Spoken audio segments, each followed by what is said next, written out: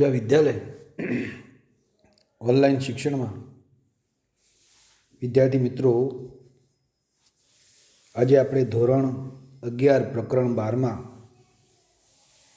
કાર્બનિક રસાયણ વિજ્ઞાનના કેટલાક પાયાના સિદ્ધાંતો અને પદ્ધતિઓમાં સમઘટકતા અને સમઘટકો વિશે અભ્યાસ કરીશું. સમઘટકતા બે કે તેથી વધુ સંયોજનો જેમના અણુસૂત્રો સમાન હોય પરંતુ બંધારણીય સૂત્ર અથવા તો ગુણધર્મો જુદા જુદા હોય તેવા સંયોજનોને એકબીજાના સમઘટકો કહે છે અને આ ઘટનાને સમઘટકતા તરીકે આપણે ઓળખીએ છીએ. અહીંયા આપણે બંધારણીય સમઘટકો જોવાના છે. અણુસૂત્રોના મતલબ સંયોજનોના અણુસૂત્રો સરખા હોય પરંતુ તેના બંધારણીય સૂત્રો જુદા જુદા હોય એવા પ્રકારના સંયોજનોને આપણે અહીંયા બંધારણીય સમઘટકો કહીશું. એમાંનો એક પ્રકાર છે શૃંખલા સમઘટકો. શૃંખલા સમઘટકો કે જેમાં કાર્બનિક સંયોજનની જે શૃંખલા હોય એ જુદા જુદા પ્રકારની હોય. જેમ કે અહીંયા આપણને ઉદાહરણ આપ્યું છે, એક પેન્ટેન છે અને બીજું છે 2-મિથાઇલ બ્યુટેન. બંનેના અણુસૂત્રો C5H12 છે. તમે ગણી લેજો, 5 કાર્બન અને 12 હાઇડ્રોજન જ છે. બીજું એક ઉદાહરણ, ત્રીજું આપણે સંયોજન લઈએ છીએ 2,2-ડાયમિથાઇલ પ્રોપેન છે. ત્રણ સંયોજનના અણુસૂત્રો C5H12 છે, પણ તમે બંધારણની દ્રષ્ટિએ પેન્ટેન એ સરળ શૃંખલા ધરાવે છે. 2-મિથાઇલ બ્યુટેનમાં તમે જો એક શાખા તમને જોવા મળે છે અને 2,2-ડાયમિથાઇલ પ્રોપેન એમાં પણ 2 શાખાઓ જોવા મળે સામસામે. તો અહીં એવું કહેવાનો મતલબ છે કે એક સંયોજન જે સરળ શૃંખલા ધરાવે છે ને બીજા સંયોજનો છે શાખાઓ ધરાવે છે, અને માટે આવા સમઘટકોને આપણે શૃંખલા સમઘટકો તરીકે આપણે ઓળખીએ છીએ. તો શૃંખલા સમઘટકોમાં સંયોજનની શૃંખલા જુદી જુદી હોય પણ અણુસૂત્રો કેવા હોય? સરખા. એવી રીતે બીજું સમઘટકતા સ્થાન સમઘટકતા. અહીંયા આપણને ઉદાહરણમાં પ્રોપેન 1 ઓલ અને પ્રોપેન 2 ઓલ બંનેના અણુસૂત્રો C3H8O છે. પણ તમે જુઓ, બંને જે સંયોજનો છે એમાં કાર્બનની 3 કાર્બનની શૃંખલા છે, પણ જે OH સમૂહ છે, હાઇડ્રોક્સિલ સમૂહ, ક્રિયાશીલ સમૂહ, એ તમે જોઈ શકો છો એક સંયોજનમાં પહેલા કાર્બન સાથે જોડાયો છે, બીજા સંયોજનમાં બીજા કાર્બન સાથે જોડાયો છે. એટલે ક્રિયાશીલ સમૂહના સ્થાન જુદા જુદા છે, માટે આવા સમઘટકોને આપણે સ્થાન સમઘટકતા તરીકે ઓળખીએ છીએ. OH સિવાય પણ બીજા ઘણા બધા જે ક્રિયાશીલ સમૂહ છે એમનું સ્થાન બદલાવાને કારણે આપણે સ્થાન સમઘટકતા દર્શાવી શકીએ છીએ. ક્રિયાશીલ સમૂહ સમઘટકતા. ક્રિયાશીલ સમૂહ સમઘટકતાના અણુસૂત્રો સરખા હોય પરંતુ ક્રિયાશીલ સમૂહ જુદા જુદા હોય તેવા જે સંયોજનો છે એને આપણે ક્રિયાશીલ સમૂહ સમઘટકતા તરીકે ઓળખીએ છીએ. એ પૈકીનું એક ઉદાહરણ આપણને આપે છે C3H6O. આલ્ડીહાઇડ અને કીટોન સંયોજન છે. અહીંયા પ્રોપેનોન અને પ્રોપેનાલ. તો બંનેના અણુસૂત્રો સરખા છે પણ પ્રોપેનોન જે કીટોન છે ને પ્રોપેનાલ જે આલ્ડીહાઇડ છે, એટલે આલ્ડીહાઇડ અને કીટોન વચ્ચેની સમઘટકતા એને આપણે ક્રિયાશીલ સમૂહ સમઘટકતા તરીકે ઓળખીએ. જેમ સમાન કાર્બન ધરાવતા જેમ આલ્ડીહાઇડ કીટોન વચ્ચે આપણી ક્રિયાશીલ સમઘટકતા છે, એવી રીતે કાર્બોક્સિલિક એસિડ અને એસ્ટર વચ્ચે પણ હોય, આલ્કોહોલ અને ઇથર વચ્ચે પણ આવી ક્રિયાશીલ સમૂહ સમઘટકતા બને છે. ત્યાર પછી મેટામેરિઝમ, જેને આપણે મધ્યવયવતામાં તમે જે સંયોજન જોશો એમાં જે શૃંખલા હોય આલ્કાઇલ શૃંખલા, તો એ આલ્કાઇલ શૃંખલા જુદી જુદી હોય. અહીંયા આપણને ઉદાહરણ આપ્યું છે મિથોક્સી પ્રોપેન અને ઇથોક્સી ઇથેન. મિથોક્સી પ્રોપેનમાં એક બાજુ એક કાર્બન છે, બીજી બાજુ 3 કાર્બન છે. ઇથોક્સી ઇથેનમાં અણુસૂત્રો તો એ છે C4H10O જ છે, પણ એક બાજુ 2 કાર્બન છે અને બીજી બાજુ પણ 2 કાર્બન છે. ટોટલ કાર્બન 4 છે, તો એની વહેંચણી 1 3 અને 2 2 થી કરેલી છે. માટે આપણે એવા સમઘટકોને આપણે મધ્યાવયવતા અથવા મેટામેરિઝમ તરીકે આપણે ઓળખીએ છીએ. આપણા જે સમઘટકો છે એમાં 2 પ્રકારના આપણે જે સમઘટક બંધારણીય સમઘટકતા અને અવકાશીય સમઘટકતા જોવાના છે. તો અહીંયા આ જે અવકાશીય સમઘટકો છે એ આપણે 12મા ધોરણમાં જુદા જુદા સમઘટકો જે બીજા બંધારણોમાં આવે છે સંકીર્ણ સંયોજનો એમાં, ત્યારે આપણે એનો અભ્યાસ કરીશું. ત્યાર પછી કાર્બનિક પ્રક્રિયાઓની ક્રિયાવિધિની મૂળભૂત સંકલ્પનાઓ. કાર્બનિક પ્રક્રિયા જ્યારે લખવામાં આવે છે ત્યારે કેવી રીતે લખવામાં આવે છે? તો અહીંયા કાર્બનિક પ્રક્રિયક જે આપણે પ્રક્રિયાથી કહીએ છીએ એના સાથે હુમલો કરનાર પ્રક્રિયક જોડાય. કાર્બનિક અણુ સાથે જ્યારે હુમલો કરનાર પ્રક્રિયક, આપણે જે કેન્દ્રાનુગામી પ્રક્રિયક હશે, ઇલેક્ટ્રોન અનુરાગી પ્રક્રિયક હશે, આ બધા પ્રક્રિયક જેને આપણે હુમલો કરનાર પ્રક્રિયક તરીકે ઓળખીએ છીએ. એટલે કે આપણો કાર્બનિક પ્રક્રિયાથી છે ત્યારે તે હુમલો કરનાર પ્રક્રિયક સાથે જોડાય ત્યારે મધ્યવર્તી નિપજ મળે, જેને આપણે મધ્યવર્તી સંયોજન તરીકે ઓળખીએ છીએ. આ મધ્યવર્તી સંયોજનની વિશેષતા લાંબો સમય ટકી શકે નહીં, તરત જ એમાંથી નિપજમાં રૂપાંતર પામે. નિપજ બને ત્યારે આપણે જરૂરી જે મુખ્ય નિપજ હોય એને આપણે નિપજ કહીએ છીએ, એના સાથે બીજી વધારાની નિપજ મળે એને આપણે ઉપનિપજ તરીકે આપણે ઓળખીએ છીએ. તો આ રીતે પ્રક્રિયા દરમિયાન આપણને પ્રક્રિયકમાંથી મધ્યવર્તી સંયોજન અને એમાંથી નિપજ બનતી હોય છે. ત્યાર પછી ક્રિયાવિધિ એટલે શું? તો કોઈપણ પ્રક્રિયા દરમિયાન થતા ઇલેક્ટ્રોન સંચલન, બંધ વિખંડન અને બંધ સર્જન દરમિયાન થતો શક્તિમાં ફેરફાર, પ્રક્રિયામાંથી નિપજમાં થતા રૂપાંતરણના વેગની વિસ્તૃત જાણકારી અને તેમાં ક્રમબદ્ધ અભ્યાસની તે પ્રક્રિયાને આપણે પ્રક્રિયાની ક્રિયાવિધિ તરીકે આપણે ઓળખીએ છીએ. તો એ પૈકીનો આપણે જે હમણાં વાત કરીએ એમ સહસંયોજક બંધના વિખંડનને આપણી ક્રિયાવિધિમાં થતું સહસંયોજક બંધનું વિખંડન એને આપણે સમજવાના છીએ. તો સહસંયોજક બંધનું વિખંડન 2 પ્રકારે થાય છે, એક વિષમ વિભાજન અને સમવિભાજન. આપણે જાણીએ છીએ કે જ્યારે સહસંયોજક બંધ બને ત્યારે ઇલેક્ટ્રોનની ભાગીદારીથી સહસંયોજક બંધ બને. અહીંયા આપણને બ્રોમોમિથેન CH3 બોન્ડ Br એટલે CH3Br એવું કહેવાય આપણે. પણ CH3ના કાર્બન અને બ્રોમિન કાર્બન પરમાણુ અને બ્રોમિન પરમાણુ વચ્ચે સહસંયોજક બંધ છે.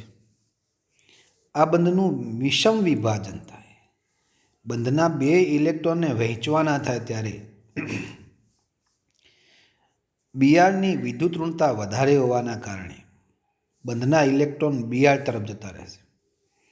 એટલે Br એ ઋણભારિત બનશે અને CH3 એ ધનભારિત બનશે, જેને આપણે મિથાઇલ કેટાયન અથવા મિથાઇલ કાર્બિનિયન આયન તરીકે આપણે ઓળખીએ છીએ.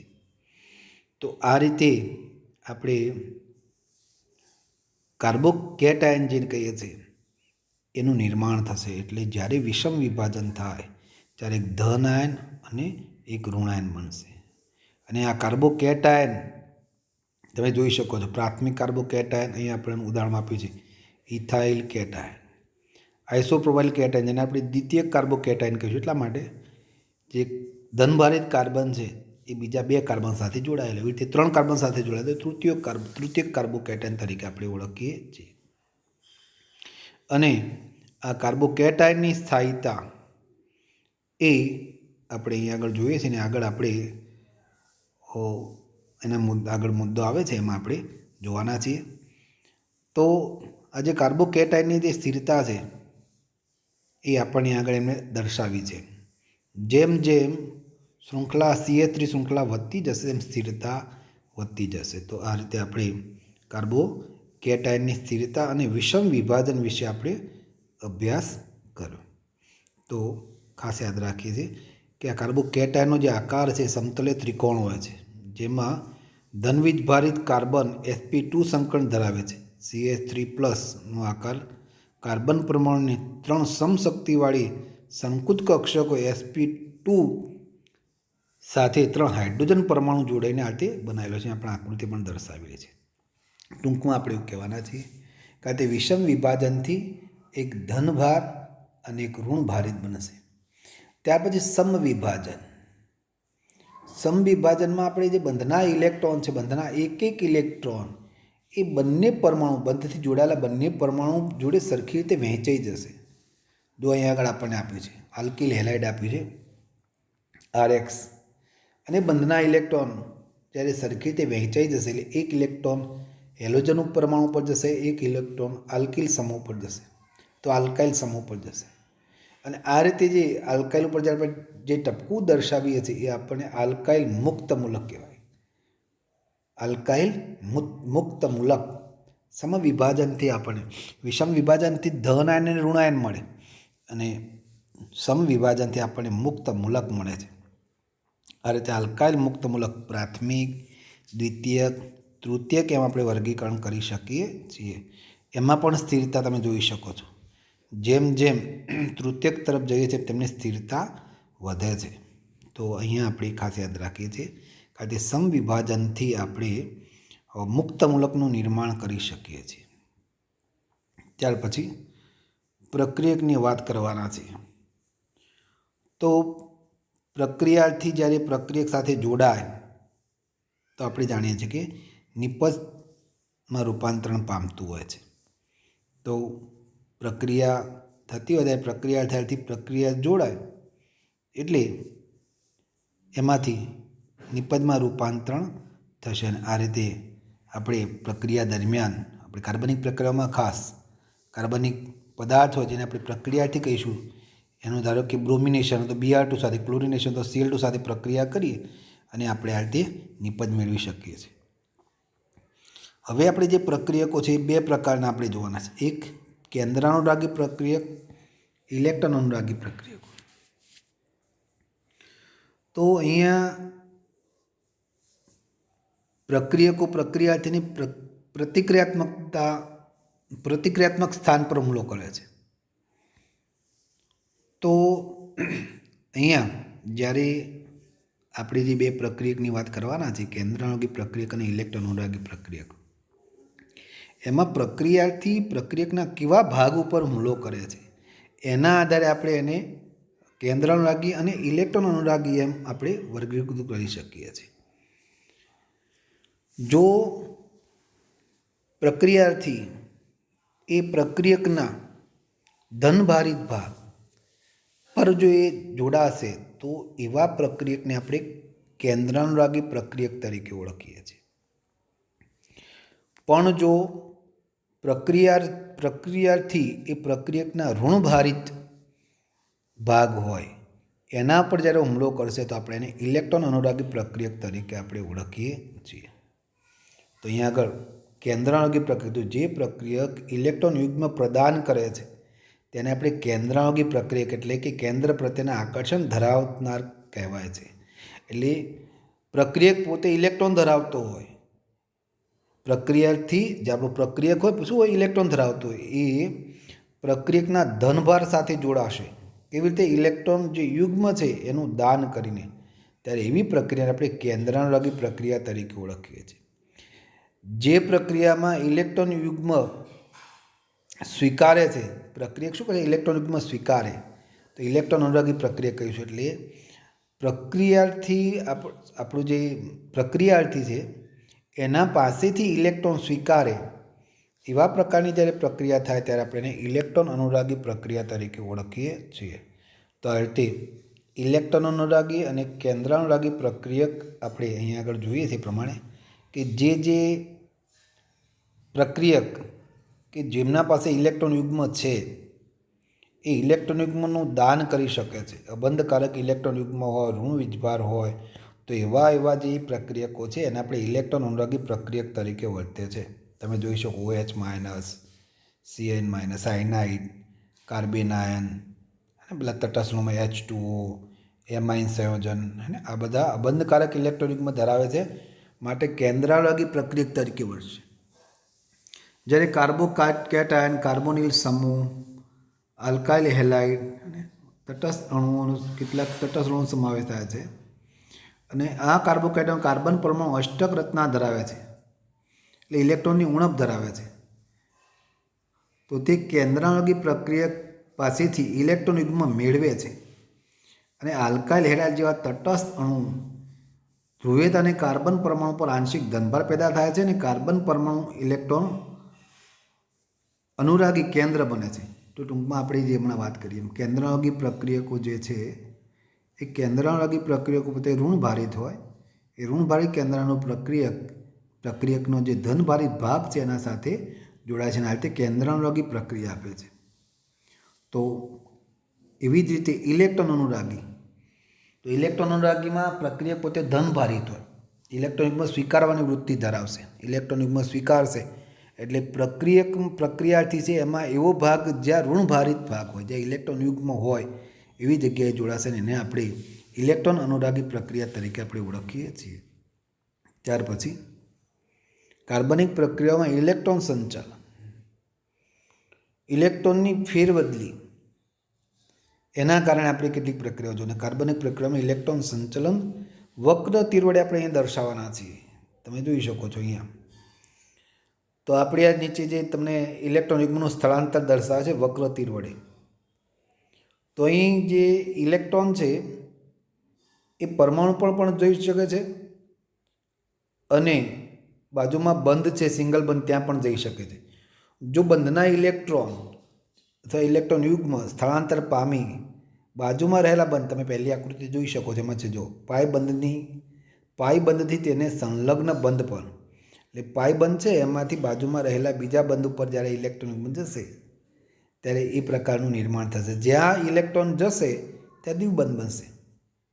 એવી રીતે બીજી જે રચના દર્શાવી છે એમાં તમે જો બંધના ઇલેક્ટ્રોન પરમાણુ પર જશે એટલે આપણે એને ટપકા વડે દર્શાવીએ છીએ.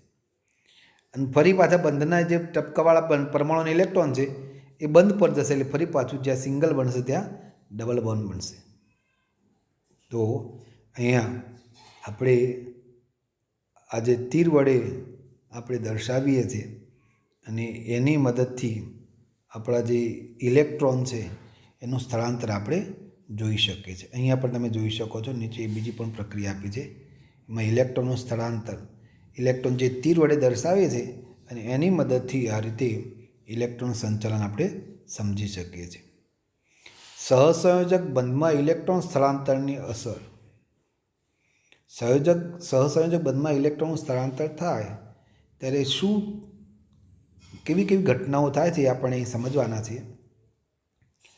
તો એમાંની આપણે પ્રેરક અસર જોવાના છે. પહેલાં પ્રેરક અસર એટલે શું તમે જોઈ શકો છો. અહીંયા આપણને એક સંયોજન આપ્યું છે ક્લોરોઇથેન. આ ક્લોરોઇથેનમાં ક્લોરીનની વિદ્યુતઋણતા વધારે છે, એટલે ક્લોરીન અને કાર્બન વચ્ચેનો જે બંધ છે એ બંધ ધ્રુવીય બનશે, કારણ કે બંધના ઇલેક્ટ્રોન Cl તરફ આકર્ષાશે. Cl તરફ આકર્ષાય એટલે ક્લોરીન ક્લોરીન ઋણભારિત બનશે અને બાજુમાં રહેલો કાર્બન એ ધનભારિત બનશે. એટલે ત્યાં આગળ આપણે આંશિક ધનભારિતમાં ડેલ્ટા પ્લસ લખ્યું છે. સાથે સાથે એની નજીકનો જે બંધ છે એમાં પણ ઇલેક્ટ્રોન ઘનતાને પોતાની તરફ આકર્ષે છે. ક્લોરીનની વિદ્યુતઋણતાને કારણે બાજુના બંધના ઇલેક્ટ્રોનને પણ પોતાની તરફ આકર્ષે છે અને જેને કારણે બાજુનો જ કાર્બન 2 છે એ પણ આંશિક ધનભારિત બનશે. અહીંયા આ જે ડબલ ડેલ્ટા પ્લસ લખ્યું છે એ કાર્બન 1ના પરમાણુની આંશિક ધનભારની સાપેક્ષે ઓછો ધનભારિત હોય. એટલે આપણે એવું યાદ રાખીએ કે આ રીતે નજીકના સિગ્મા બંધ ઉપર જે અસર થાય છે એને આપણે પ્રેરક અસર તરીકે આપણે ઓળખીએ છીએ. અહીંયા આ પ્રેરક અસર એ કાર્બન સાથે જોડાયેલા ઇલેક્ટ્રોન દાતા સમૂહ કે ઇલેક્ટ્રોન આકર્ષક સમૂહની અસરને કારણે આપણને જોવા મળે છે.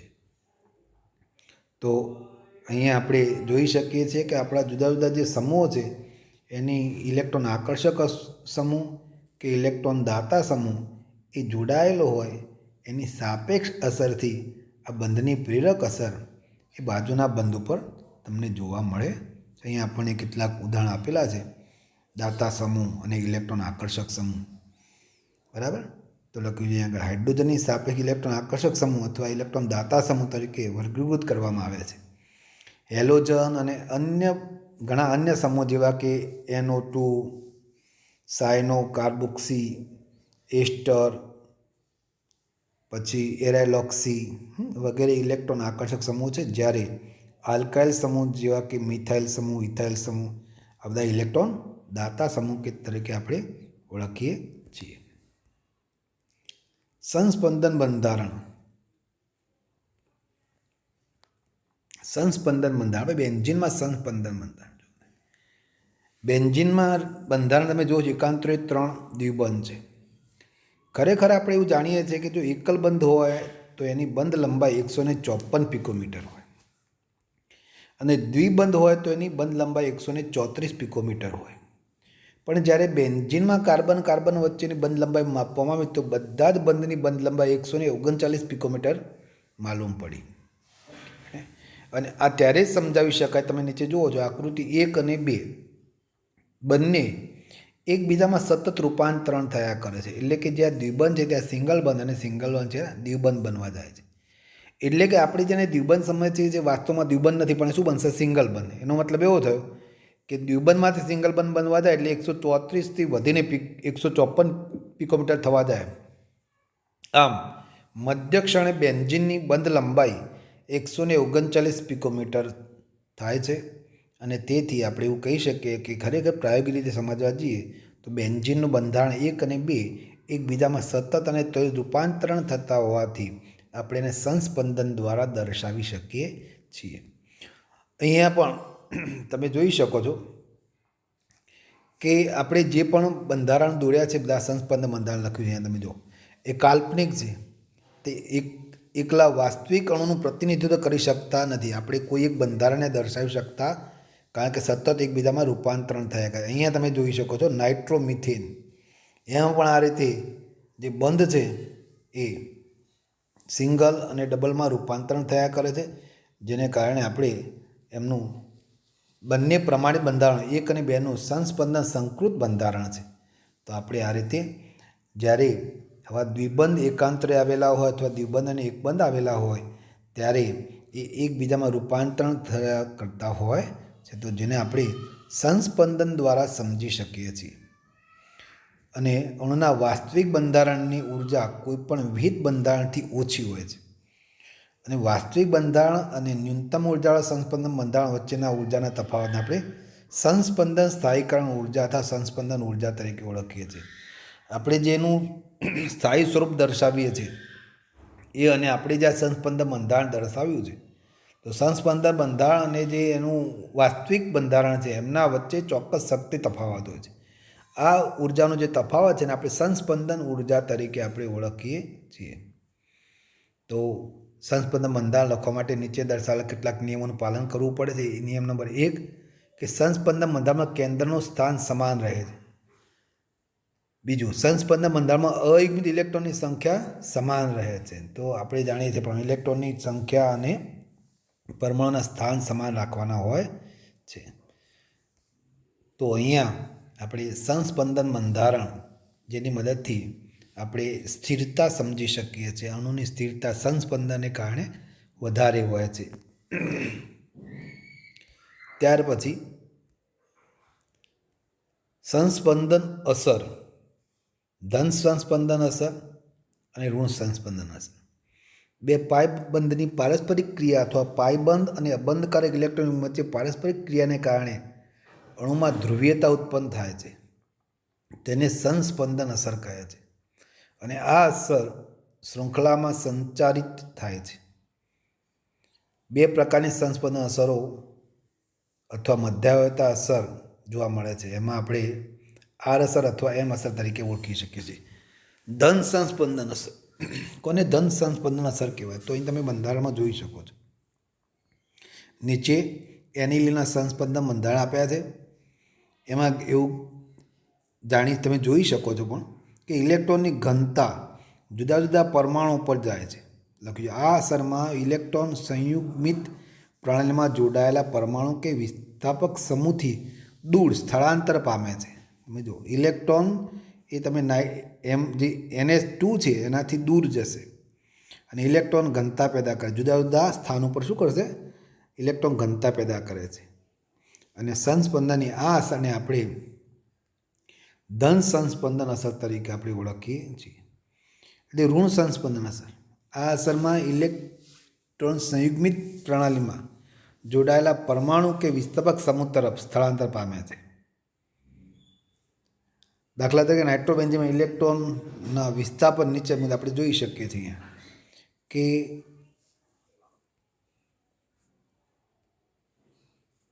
તો અહીંયા આપણે તમે બંનેને કમ્પેર કરીએ એનિલિન અને નાઇટ્રોબેન્ઝીનમાં તમે જુઓ કે આમાં ઇલેક્ટ્રોન એ પેલા બેન્ઝીન રિંગ ઉપર સ્થળાંતર પામવા જાય છે, જ્યારે અહીંયા આ જે નાઇટ્રોબેન્ઝીન છે એમાં ઇલેક્ટ્રોન એ બેન્ઝીન રિંગ ઉપર નહીં પણ NO2 સમૂહ ઉપર જાય છે અને માટે આપણે એને ઋણ સંસ્પંદન અસર તરીકે ઓળખીએ. તમે જો અંદર સ્થળાંતર ધન ભારનું થાય છે માટે આપણે એને ઋણ સંસ્પંદન અસર તરીકે આપણે ઓળખીએ છીએ. તો વિસ્થાપક સમૂહો જેમાં ધન સંસ્પંદન અસર માટે હેલોજન, OH, OR વગેરે સમૂહ અને ઋણ સંસ્પંદન અસર માટે COOH, CHO એને વગેરે વગેરે આપણે ઉપયોગ કરી શકીએ છીએ. તો આ રીતે આપણે ધન સંસ્પંદન અને ઋણ સંસ્પંદન. ત્યાર પછી ઇલેક્ટ્રોમેરિક અસર. ઇલેક્ટ્રોમેરિક અસર ક્યારે ઉદ્ભવે? તો ઇલેક્ટ્રોમેરિક અસર જેમાં આપણે કહેવાના છીએ કે આ એક અસ્થાયી અસર છે. બહુબંધ જેવા કે દ્વિબંધ કે ત્રિબંધ ધરાવનાર કાર્બનિક પદાર્થમાં આ અસર માત્ર હુમલો કરનાર પ્રક્રિયકોની હાજરીમાં જોવા મળે છે અને આ અસરમાં હુમલો કરનાર પ્રક્રિયકની જરૂરિયાતના કારણે બહુબંધ સાથે જોડાયેલા બે પરમાણુઓ પૈકી એક પરમાણુ તરફથી સહિયારું પાઈ ઇલેક્ટ્રોન યુગ્મ પૂર્ણ રીતે સ્થળાંતર પામેલું હોય છે. પ્રક્રિયાના પ્રભાવ ક્ષેત્રમાંથી હુમલો કરનાર પ્રક્રિયકને દૂર કરવાની સાથે જ આ અસર શૂન્ય થઈ જાય છે. આ અસરને E વડે દર્શાવાય છે.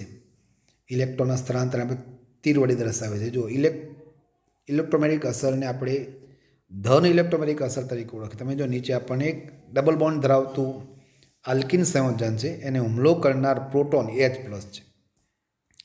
H+ જે કાર્બન સાથે જોડાશે, કારણ કે H+ પાસે ઇલેક્ટ્રોન છે નહીં, એટલે બંધના ઇલેક્ટ્રોન બંને કાર્બન વચ્ચે જે પાય બનશે એના ઇલેક્ટ્રોન એ H+ સાથે એટલે કે પ્રોટોનને જોડવા માટે જશે, પ્રોટોન સાથે બંધ બનાવવા માટે જશે અને એને કારણે જે દ્વિબંધમાં બાજુનો જે કાર્બન છે એના પર ધન વીજભાર સ્થાપિત થશે અને આ અસરને આપણે ધન ઇલેક્ટ્રોમેરિક અસર તરીકે ઓળખીએ છીએ. પાયબંધના ઇલેક્ટ્રોન સ્થળાંતર હુમલો કરનાર પરમાણુ તરફ થાય તો એને આપણે ધન ઇલેક્ટ્રોમેરિક અસર તરીકે ઓળખીએ છીએ. એનાથી વિપરીત નીચે તમે જોઈ શકો CN જે જોડાય છે એના કરતાં બાજુના કાર્બન ઉપર જ્યારે ઇલેક્ટ્રોનનું સ્થળાંતર થાય, CN જોડાય છે તે કાર્બન ઉપર સ્થળાંતર થતું નથી, એના બાજુના કાર્બન પર થાય છે, માટે આપણે એને ઋણ ઇલેક્ટ્રોમેરિક અસર તરીકે આપણે ઓળખીએ છીએ. ત્યાર પછી હાઇપર કોન્જ્યુગેશન. હાઇપર કોન્જ્યુગેશનમાં આપણે જે આ સંયોજન છે આપણને આગળ આપેલું છે CH3CH2+ એ આપણું કેટાયન છે. એ જે કાર્બોકેટાયન છે મતલબ ઇથાઇલ કેટાયન કહેવાય. એ ઇથાઇલ કેટાયનમાં આપણે હાઇપર કોન્જ્યુગેશન જોવાના છે અને હાઇપર કોન્જ્યુગેશનમાં એવું કહેવામાં આવે છે કે આ જે હાઇપર કોન્જ્યુગેશન છે એમાં અતિસંયુગ્મન એ સ્થાયીકરણ આકર્ષક છે, સામાન્ય સ્થાયીકરણ આકર્ષક છે અને આ જે આકર્ષણ છે એ અસંતૃપ્ત પ્રણાલીના પરમાણુ સાથે સીધા જોડાયેલા આલ્કાઇલ સમૂહના CH બંધ અથવા તો અસહભાગિત P કક્ષકવાળા પરમાણુના સિગ્મા ઇલેક્ટ્રોન વિસ્થાનીકૃત થાય છે. આલ્કાઇલ સમૂહના CH બંધના સિગ્મા ઇલેક્ટ્રોન નજીકની અસંતૃપ્ત પ્રણાલી અથવા તો સહભાગિત P કક્ષકની સાથે આંશિક સંયુગ્મન દર્શાવે છે. અને અતિ સંયુગ્મન એક સ્થાયી અસર છે. એટલે આ વાંચવાથી તમે સમજાવ ને, પણ હું તમને અહીં સમજાવું છું. આપણે આગળ જે જોઈએ છે એમાં આપણું જે CH3CH2 છે એમાં CH3 પરથી એક હાઇડ્રોજન કે જેને આપણે સિગ્મા બંધના ઇલેક્ટ્રોન કહીએ છીએ, એ સિગ્મા બંધના ઇલેક્ટ્રોન એની બાજુમાં રહેલા કાર્બન વચ્ચે દ્વિબંધ બનાવવા માટે, એટલે એ લખ્યું છે P કક્ષક માટે, તો દ્વિબંધ ક્યારે બનશે? P કક્ષકમાં ઇલેક્ટ્રોન જશે તો. અને દ્વિબંધ બને એટલે પાઈ બંધ બનાવે છે. તો સિગ્મા બંધના ઇલેક્ટ્રોન કાર્બન સાથે આ રીતે પાઈ બંધ બનાવશે. અને આપણે ત્યાં પ્રોટોન, તમે જુઓ, જે કાર્બન અને હાઇડ્રોજન વચ્ચેના સિગ્મા બંધના ઇલેક્ટ્રોન આ રીતે વિસ્થાનીકૃત થશે, એટલે કે સ્થળાંતર પામશે, ત્યારે જે હાઇડ્રોજન છે એ પ્રોટોન ઉપર ધનભારી બની જશે. જેટલા પણ હાઇડ્રોજન છે એટલા આપણે હાઇપર કોન્જ્યુગેશનના બંધારણ દર્શાવી શકીએ. જેમ જેમ એક હાઇડ્રોજન આપણે દૂર કરી શકીએ છીએ એમ આ રીતે આપણે બંધારણ દર્શાવી શકીએ છીએ. તો આ રીતે જેટલા CH બંધ હોય એટલા આપણે બંધારણ દર્શાવી શકીએ, અને એટલા બંધારણ દર્શાવી એની સ્થિરતા એટલી વધારે હોય. તો આગળ આપણે કાર્બોકેટાયનનો જ્યારે ટોપિક આવે ત્યારે આ વસ્તુ આપણે ત્યાં દર્શાવી દઈએ કે પ્રાથમિકમાં સ્થિરતાનો કરતાં દ્વિતીયકમાં વધારે, દ્વિતીય કરતાં તૃતીય કાર્બોકેટાયનમાં વધારે હોય. કેમ? કારણ કે ત્યાં આગળ આવા CH સિગ્મા બંધનું પ્રમાણ વધારે હોય છે. તો આ રીતે આપણે અતિ સંયુગ્મન, જેને આપણે કાર્બોકેટાયન તરીકે ઓળખીએ, જો તમે એની સ્થિરતા છે ને, આ રીતે જેટલા CH3 વધારે જોડાયેલા હોય એટલી સ્થિરતા આપણે વધારે દર્શાવી શકીએ છીએ. તો આ રીતે કાર્બોકેટાયન આપણે દર્શાવી શકીએ છીએ.